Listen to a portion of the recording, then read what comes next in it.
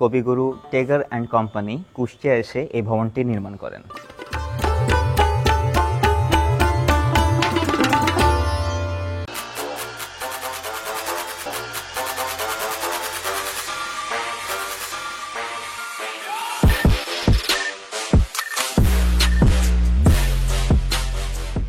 আসসালামু আলাইকুম গাইস, আমি এখন দাঁড়িয়ে আছি কুষ্টিয়া শহরের মিলপাড়া এলাকায় অবস্থিত কবিগুরু রবীন্দ্রনাথ ঠাকুরের এই টেগর লজ অথবা ঠাকুর লজের সামনে। রবীন্দ্রনাথ ঠাকুর যখন কুষ্টিয়ায় ব্যবসার কাজে এসেছিলেন, অর্থাৎ টেগর অ্যান্ড কোম্পানির কাজে এসেছিলেন, সেই সময় নির্মিত এই ভবনটি।